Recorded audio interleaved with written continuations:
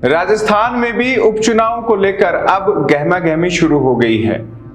इस उपचुनाव में सबसे चर्चित सीटों में से एक नागौर की आज बात करते हैं। खींवसर सीट पर इस बार हनुमान बेनीवाल की जगह कौन लेगा?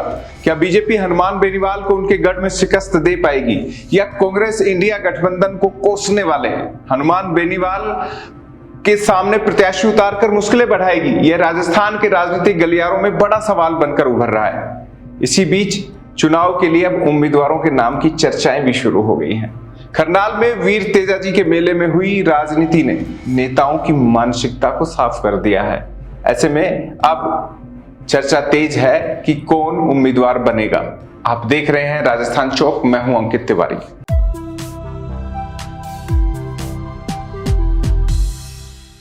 खींवसर से इस बार कौन कौन ताल ठोकेगा? हनुमान बेनीवाल क्या हारेंगे?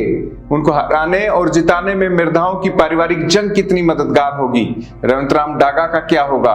इन सवालों पर आगे बढ़े उससे पहले आपको हाल ही में राजनेताओं के आए कुछ बयान सुना देते हैं। इस बार कोई चुनौती नहीं है। इस बार हमारे सामने जो नेता हैं उन्होंने जिस तरीके से बरगलाना शुरू कर रखा है, अभी आप देखेंगे कि अभी पीछे 2 दिन पहले ही करनाल का मुद्दा ही देखा आपने, उपराष्ट्रपति जी भी आए थे, वहाँ पर भी उन्होंने कंट्रोवर्सी खड़ी करने की बौखलाए हुए हैं और अनर्गल गलत सलत बयान दे रहे हैं। पहले उन्होंने बोला भोपा जी को भारतीय जनता पार्टी का दुपट्टा पहना दिया। आपने कल देखा होगा कि भोपा जी का वीडियो वायरल हुआ है जिसमें उन्होंने इस बात का खंडन किया है कि मेरे को किसी ने जबरन कुछ दुपट्टा पहनाया। अरे हनुमान जी किसा 25 साल जीते यार, बीजेपी को गठबंधन कर जीत्या, अब क्या कांग्रेस को गठबंधन कर जीत्या। हनुमान जी आपकी ताकत तो जीत्या कहीं बताओ मैंने कौन हुआ? मैं कहीं की सांगे बैठे पहली कांग्रेस की सभा में अशोक गहलोत जी आया, बांका दत्तक पुत्र आया, 5 साल है दुकान चला दी बाकी, ठीक है ना। बी टाइम मैं कहीं की मैं को बांदरी का बच्चा छाती के छे पर ले कांग्रेस और 6 महीनों बत्तो कोंदरे वेलो कांग्रेस। आज गलियां काटे कांग्रेस ने, लोटा शाह जी ने गलियां काटे, पायलट साहब ने गलियां काटे, दूजा तीजा नेता ने गलियां काटे।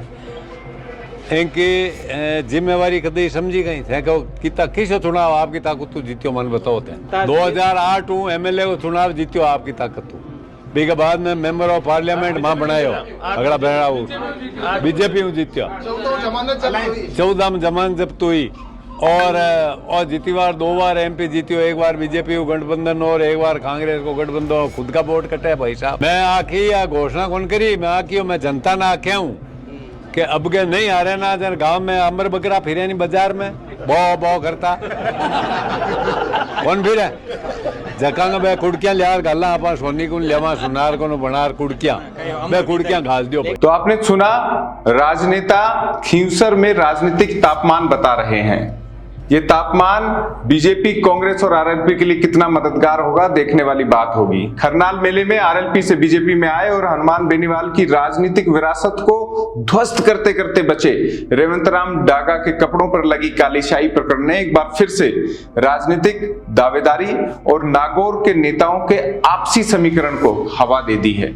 नवंबर 2023 विधानसभा चुनाव में खींवसर में मुकाबला बेहद दिलचस्प, संघर्षपूर्ण, रोचक रहा। RLP सुप्रीमो हनुमान बेनीवाल को भाजपा प्रत्याशी ने कड़ी चुनौती दी, हारते हारते बचे। इस चुनाव में हनुमान बेनीवाल अपने राजनीतिक और एक कद बड़ी पार्टी के बावजूद 2059 वोटों से ही जीत पाए थे, जबकि कांग्रेस प्रत्याशी तेजपाल मिर्धा तीसरे स्थान पर रहे थे। इसके कारणों की भी तलाश जारी है कि किस वजह से तेजपाल मिर्धा पीछे हट गए थे।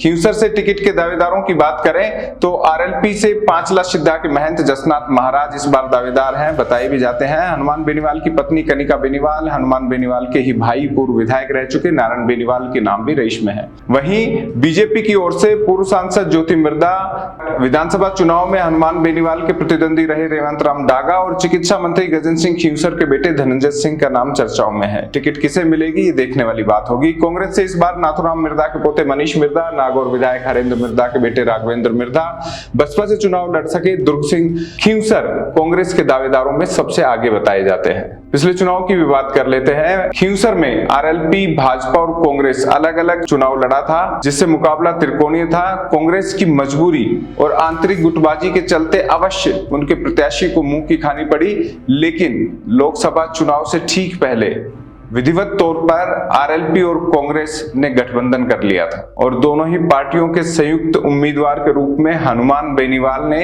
चुनाव लड़कर बीजेपी से सीट छीन ली थी। उनकी प्रत्याशी डॉक्टर ज्योति मिर्धा को पराजित किया था। चुनाव में आरएलपी और कांग्रेस का गठबंधन खींवसर उपचुनाव में भी कामयाब रहेगा क्या, यह अब तक दोनों ही पार्टियों के नेताओं ने तय नहीं किया है। बीजेपी को हराने के लिए इनके एक बार फिर से साथ आने की पूरी संभावना है। हनुमान बेनीवाल ने उपचुनाव की संभावनाओं को देखते हुए कांग्रेस के प्रदेश स्तरीय शीर्ष नेताओं पर बयानबाजी शुरू कर दबाव बनाना चालू कर दिया था। नागौर में गुर्जर वोट नहीं होने से सचिन पायलट की खिलाफत हनुमान बेनीवाल करते रहे हैं और करते ही जा रहे हैं। वहीं जाटों में गोविंद सिंह डोटासरा से बड़ा नेता खुद को मानने के कारण उन्हें कोई खतरा नहीं है, ऐसे में बयान उनके खिलाफ भी आते रहे हैं। अकेले लड़ने की जुगत में हनुमान बेनीवाल बताए जाते हैं, लेकिन संभवतः कांग्रेस साथ दे। नागौर की राजनीति को समझने वालों का कहना है कि बीजेपी इस बार भी किसी भी सूरत में हनुमान बेनीवाल के परिवार के सदस्य को ही खींवसर से जीतना नहीं देना चाहती है। आरएलपी को इस सदन से हटाने के लिए प्रभावी विकल्प पर जोर आजमाइश जारी है। टिकट किसे मिले, एक होकर लड़ना होगा, इस मंत्र को सामने रखा जा रहा है। मकसद एक ही है, हनुमान बेनीवाल की पार्टी आरएलपी को हराना। यही वजह है कि खींवसर परिवार की सीट मानने के बावजूद इस बार पांचला सिद्धा के महंत जसनाथ महाराज का नाम भी आरएलपी पार्टी ने आगे किया है, ताकि हार हुई तो बेनीवाल परिवार की राजनीति या प्रभाव पर कोई असर नहीं हो। यह उपचुनाव न केवल हनुमान बेनीवाल की नागौर में आगामी राजनीति को साबित करेगा, साथ ही खींवसर सीट पर बेनीवाल परिवार के दबदबे को भी तय करने में निर्णायक भूमिका निभाने वाला होगा। राजस्थान चौक के आप नए दर्शक हैं तो चैनल को सब्सक्राइब कर लीजिएगा। साथ ही कमेंट बॉक्स में बताइएगा कि खींवसर की राजनीति में इस बार क्या संभावित है। नमस्कार।